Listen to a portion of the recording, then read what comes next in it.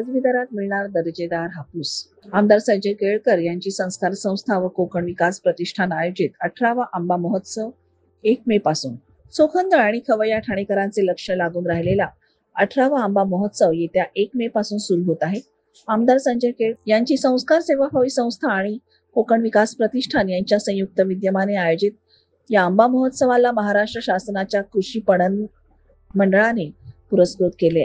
1 ते 12 मे या कालावधीत ठाण्याच्या गावदेवी मैदानात शेतकरी ते ग्राहक अशी थेट विक्री व्यवस्था असणाऱ्या या आंबा महोत्सवात कोकणातील अस्सल हापूस, पायरी, केसर आंब्याबरोबरच आंबा फणस पोळी, सरबते, काजू, मालवणी मसाले, पापड अशा विविध दर्जेदार कोकणी उत्पादनांची 45 स्टॉल्स असणार आहेत। हा केवळ बाजार नसून शेतकरी आणि ग्राहकांना दिलासा देणारी एक चळवळ आहे। या महोत्सवात धान्याचे 5 स्टॉल असणार असून महिला बचत गटांचे देखील 5 स्टॉल असणार आहेत।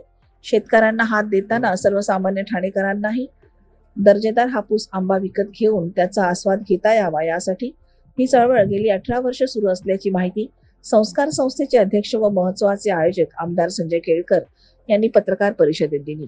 यावेळी कोकण पदवीधर मतदारसंघातील आमदार निरंजन डावखरे, भाजपा ठाणे शहर जिल्हा अध्यक्ष संजय वाघुले, माजी उपमहापौर अशोक भोईर, सुभाष काळे, कोकण विकास प्रतिष्ठानचे राजेंद्र तावडे, परिवहन सदस्य विकास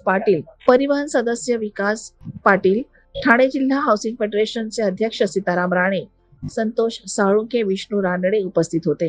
कोकणातील एकूण 1,80,000 हेक्टर जमिनीवर आंब्याची लागवड केली जाते। 2022 साली कोकणातील आंब्याचे उत्पादन 3,20,000 मेट्रिक टन होते। यातील 260 कोटी रुपयांची आंब्याची विक्री मुंबई व भारतभर केली गेली आणि 100 कोटी रुपयांत आंबा निर्यात केला गेला। दरवर्षी हे उत्पादन घटत जाऊन 2023 मध्ये 2,56,000 मेट्रिक टन आणि 2024 मध्ये 1,28,000 मेट्रिक टन झाले असून 124 कोटी रुपयांची आंबा विक्री देशभर केली गेली आहे आणि 54 कोटी रुपयांचा आंबा निर्यात केला गेला। यावर्षी यावेळी पडलेला पाऊस आणि ढगाळ वातावरणामुळे फळगळ झाली आणि तुडतुडा कीटकांच्या प्रादुर्भावामुळे 30% आंबा पीक हाती लागले आहे। त्यामुळे मागील 10 वर्षापासून सातत्याने कोकणातील शेतकरी आर्थिक संकटात आहेत। या साऱ्या परिस्थितीचा जाणकार ठाणेकर सहानुभूतीने विचार करेल व वाजवी दरातील दर्जेदार आंबा जास्तीत जास्त खरेदी करून कोकणातील शेतकऱ्यांना पाठबळ देईल असा विश्वास आमदार संजय केळकर यांनी व्यक्त केला। दरम्यान पत्रकार परिषद सुरू होण्यापूर्वी पहलगाम येथे भ्याड हल्ल्यात मृत्युमुखी पडलेल्या पर्यटकांना श्रद्धांजली वाहण्यात आली।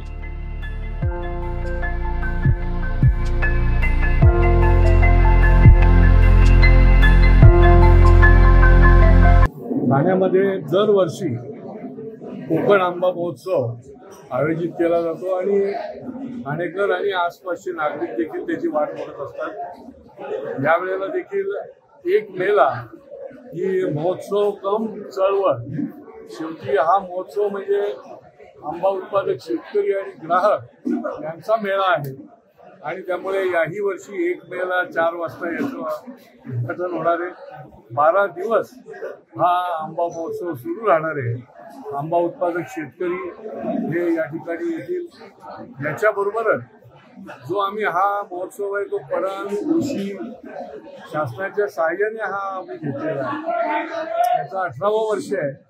याच्याबरोबरच आम्ही 5 स्टॉल जे आहेत ते मिलेटचे पण ठेवलेले आहेत, कारण की मिलेटचं महत्त्व हे अत्यंत लोकांमध्ये मुरलेलं आहे आणि त्याच्याकरता त्यांना या मिलेटचे आम्ही जे 5 स्टॉल ठेवले, 5 स्टॉल जे आहेत ते या महिला बचत गटाला देखील आम्ही ठेवलेले आहेत। मी दरवर्षी लोक आम्हाला प्रतिसाद देतात या चळवळीला, कारण की ही शेवटी ग्राहक राजासाठी दर्जेदार आंबा देखील मिळाला पाहिजे आणि तो देखील थेट कुठलीही प्रक्रिया न करता, पावडर न लावता, केमिकल न वापरता थेट शेतकऱ्याच्या शेतातून या ठिकाणी मिळाला पाहिजे आणि तो दर्जा आणि विश्वसनीयता असल्यामुळे या आंबा उत्पादक शेतकऱ्यांना मोठा प्रतिसाद आजपर्यंत दिलेला आहे। 1 मेला याची सुरुवात आहे। मी सर्व ग्राहकांना, रहिवाशांना आवाहन करेन की आपण अवश्य या चळवळीमध्ये सहभागी व्हा,